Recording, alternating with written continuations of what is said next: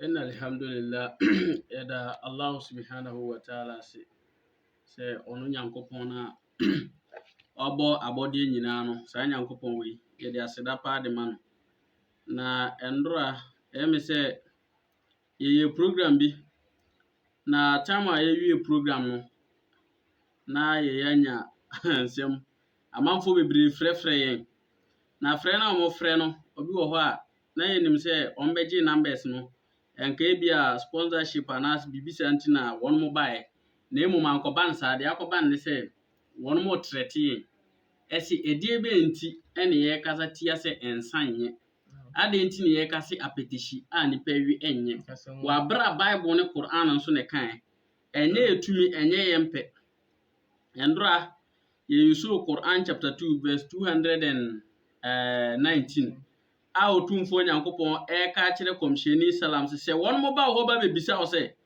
ɛdeɛ bɛyɛ na yɛ nsa no yɛ papa de man anaasɛ den kɔmhyɛni si yɛnka de bɛnkyɛ ka kyerɛ wɔn sɛ ne papa ne esua paa na mmom ne bɔne no ɛna so ne bɔne no yɛ den ɛdɔɔso paa nti nsa no ne bɔne no dɔɔso ɛnti ndoro a yɛde Quran ne Bible no ɛna ɛde toto wɔ si ya ɛnti abere a yɛwie no wɔbia na wɔfrɛ bia no ɛyɛ wɔne ɛsɛ deɛ bɛnti ne yɛka nsa asɛm si yɛ preach a deɛ me nwanwa ne sɛ malam preach sɛ yɛ topic a yɛbɛfa deɛ topic ne yɛ taa de kɔ yɛ sɛsi yɛka owu asɛm ne yɛka sɛ nipa da sani adwama asɛm ne yɛka na ɛme nwanwa sɛ saa nkurɔfokuo emu biara amba sɛ wɔn ba bɛtrɛteɛ adwamanbɔfo biara ni hɔ a wɔfrɛ sɛ ade na muka adwama asɛm na mmom yɛkɔka nsa asɛm nko adeɛ yɛnya squad ɛnyɛ nipa mmienu nyɛ nipa mmiɛnsa nipa dɔm a wɔn atumi afrɛ ɛtrɛte sɛ ade nti ne yɛka nsa asɛm brother wowɔ ha deɛ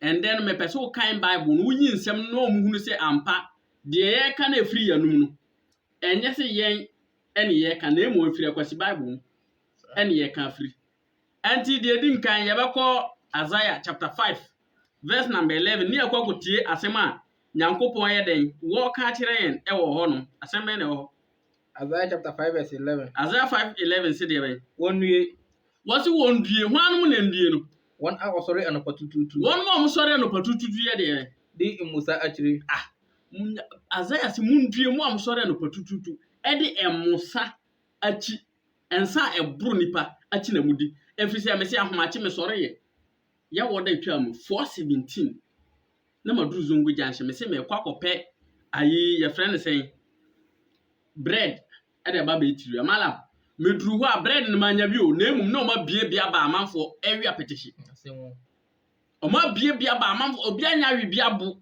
na nka subhanallah by this time 4:17 nipa awi apetihye abo enti Bible si mundue mu a mosɔre anopa tutu brother audio no nya bi a ma yɛnsɛn no bi na tie bi because very very dangerous and serious sɛ nipa da sani wafa nsa ɛde ato ho so wafa nsa ɛde bɔ obra enti Bible no sɛ due Isaiah 5:11 wɔn mo sɔre anopa edi nsa akyi na deɛ bɛ na ɛyɛ wɔn a osiri pɛ ma nsabo wɔn mo siri pɛ ma nsabo wɔn obi a wɔwi apetehyi bi a wɔwi nsa no sɛ ɔbo a wobɛhu sɛ wɔda hɔ wɔtumi da hɔ ma ade kyi no obi otumi da nsa na ase ama nsa wura tunu punum ɛkɔ obi a bɛbɔ 9 10 11 12 1 ansana na ni so atete na nso wɔtumi asɔre akɔfie obi tumi wi nsa boro na ɔda no kwa na wɔtumi sɔre ngura dam me ma wuro bi a wawi nsa abo a wɔkɔfie a wanduru fie okotwa hwe ya wɔ fie ɛma nkra ne bɛwi no kum ɛnyɛ story real malam yɛnkɔ Isaiah chapter 55 verse 2 adɛn na mokare sika gye adeɛ a ɛnyɛ aduane Bible sɛ yɛmbisa wo sɛ adɛn nti na wokare sika de kɔkɔgye adeɛ a ɛmmew adeɛ a ɛnni mfaso adɛn na wofa sika wobrɛ wotwi aboboyaa hwɛ aboboyaa twi ya malam me aboboyaa driver aboboyaa ne twi ya wokɔ hye bidie hwɛ bidie hye ya kurom adwuma bɛn na wodi trata akyi sɛ wokɔtu anwea saboa anaasɛ wo sɔre na wayɛ adwuma bi a yɛ adwumaden wokɔdua aburo na afei deɛ wodi saa sika no kɔkɔtɔ adeɛ ɛmew na Bible si yɛmbisa adɛn nti na wodi sika kɔkɔtɔ nneɔma a ɛnni mfasoɔ mfa ma wankasa na mobrɛ so adeɛ tɔ adeɛ a ɛmmee mo adɛn na mobrɛ de tɔ adeɛ a ɛnyɛ dɛn ɛmmee mo montie miɛ Bible say muntie no. Munni papa. Mundi papa. Na strade aduane Malam for Proverbs mami. Proverbs 20 verse 1. Nti yenko ne tentem. Mempesi ebe westi time kran nsɛm ne nyina no. Mempesi ye pai ne nyina de to na amanfo no hunu sɛ ensɛm na ye kan sɛ be enye se ya adwene ana ye boye trim ne akansɛm bi. Ensɛm we beka bia no ye nya proofs no e de fi Bible mu. Enti Proverbs chapter 20 verse 1. Esa ye ofedifoɔ. Was ensa e ye ofewdifoɔ apetition a wo wie no Guinness no ensa na wo wie no o se ye ofewdifoɔ he. Na ensaden ye ntokwapeni. Ansaden ye ntokwape obi timi wie nsa no waboro wontimi ngyina ne nan so. Na emom no wo pɛ ntokwa. Ntokwa na wo pɛ no ntimi nku. Wo si gya me ma me mboro wo so ye gya wo ntimi ngyina wo nan so. Ye gya wo ntimi ngyina wo nan so na asem wa atwintwa opata ne mpata fi se wabo.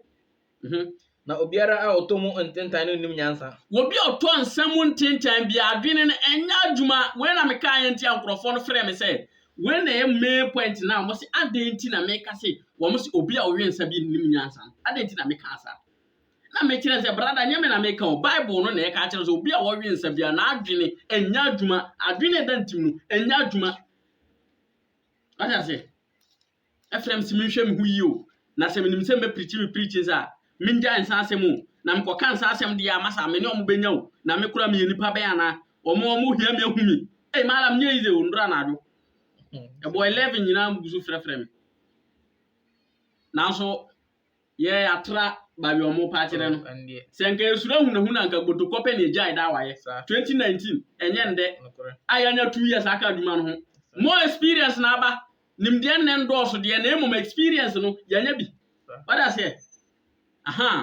Anti yanko the Proverbs and Isaiah 56 verse 12 say there. Na oka say wa alaikum salam. Aya sa picture we na person me de kira da san. O de ko. Na oka say won mo ka say mombra ma yankofa ensan. Won mo ka say mombra me yankofa ensan. Na yenwe ensaden. Ni yenwe apetishi mombra me yankofa apetishi. Ni yenwe mombra me yankofa de be apetishi ni yenwe ni yamu ensaden. Na ochina beye se ende. Ochina beye se ende. Sense wabu wawe nsama na adwen na ase ne ntino. Wo de ende e de compare ochina na wo de ochina e de compare ende. E kire se ochina se ne bezi. E kire se ochina se ne bezi. Wa bra insha Allah ni babia. Sense wawe nsama na adwen no ase ne nti. Yenti de Proverbs 27 verse number 1. E ka kire se nipa koro na adwen ase ya wawe nsa ama na adwen ase wawe nsa atrope wawe nsa ama na fu e ka pu yenti de Bible no ka kire. Efa ochina enwawa ho. Yesi mfa ochina hoahoa ho. Na unim dia besi ochina. Quran se wa ma tadere nafsu maza taksi bigadan. Okra bia nim ade obesi ochina. Sense wawe nsam wa adwen ase ne ntino. Wo so ochina mbesi. Omo na omutimi dwo manu obi buro nsa amalam. Timi ya boa ono wo buro nsa te se de woti play mu a wo kwa burochiri. Wotimi ya boa ma untimi enka enti mu men ya hwe yie ade na efre ne nsa no obonsam hyeda no wa ma wani age ho hwe picture na me hwe no o say I don't know what kinkan sa ayi asem na wo ha na minti o say I don't know the ingredients o say wonim ne o mo di gu nsam they used to make alcohol onim ne o mo de ye nsa no wonim ade o poti o mo de ye but I'm sure they added happiness o say wo gidi say o mo de anije bi gu nsa no true no kure and English hwe enye izo wasi wo gidi se adamfo mienu o ma hye o mo wen sam e na o mo kasa asem me mala bi na die status e Mr. Pan na download ye wasi wo nim ne o ma o mo di gu nsam na mo gidi pa se o mo de anije egu mu because enka anije enka ho anka obi entimi mba meka nyame asem na wa frɛ no e threat no undwen ho unsun ho ala yanko Proverbs 23 verse 20 to 21 wasi de France adwefo o se France adwamfo won mo we nsam bro memfra wo memfa wo ho endwan ni sa kuo no France adwamfo won a wo se won honam mu won mo se won honam nu o mo de nsa se wo mo body no wo we nsa no wa bro atrope na wa se na wo ndware na ne body ase no Bible se mfa wo ho endwan ni won mo na sadwafo ne poatwafo bedi hia obi a wo ye sadwam obi oboro nsa na obi a wotwa poa na no ya bia obedi hia aho kire na beba no so Fisa kwankwansa ne anoyi a wo we nsa bɛm wa yakwadefo wo nya adwuma. Me minim obi a wotumi we nsa na nsa ne sika no aduru wa ne ka no akwakodo atua ka. No ayɛ den wakwakodo ateka. Ɛwɔ abere a saa yɛ frɛ ne sɛ ensa ne sika no enye na yi.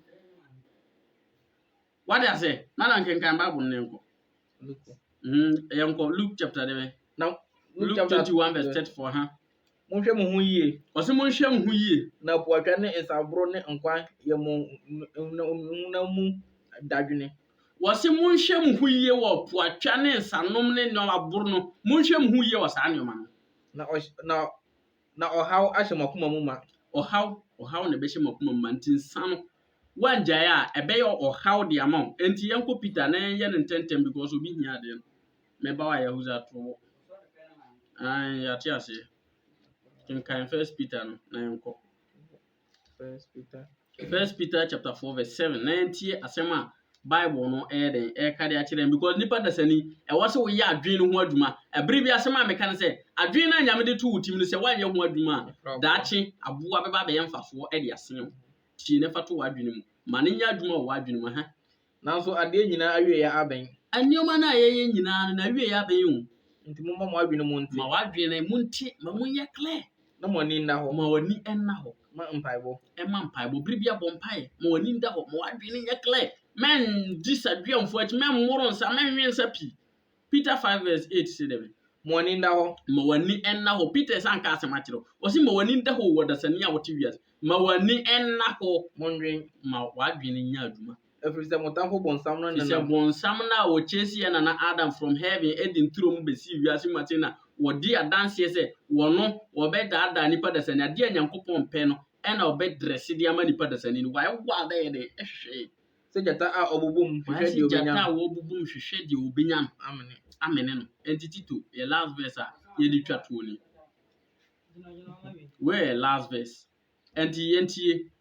Nkokoroa nso ani nda hɔ. Nkɔkorafo momma mo ani nna hɔ. Wɔn anim nyɛ aduru. Momma mo anim nyɛ duru. Momma animonyam mbra mo anim. Momma animonyam mbra mo anim. Momfa nsa asɛm nto nkyɛn. Mongya nsa hwee na animonyam mbra mo anim. Wɔn adwene mo nti. Ma mo adwene mu nda hɔ. Menkɔboro nsa ma mbɛyɛ basa.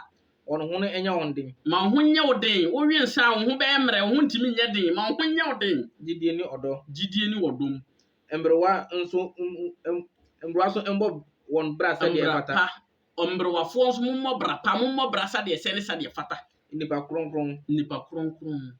Ɔnyɛ nsadwemfoɔ. Ma mo nyɛ sadweamfoɔ mmrewafoɔ ma mo nwe nsa. Wɔnkyerɛkyerɛ nsɛmpa no. Wɔnkyerɛ nsɛmpa no. Wei ni nipa dasani wahyɛdeɛ. Enti wei no yɛntema nwie asɛm no nyinaa. Yɛ pɛntɛm paa.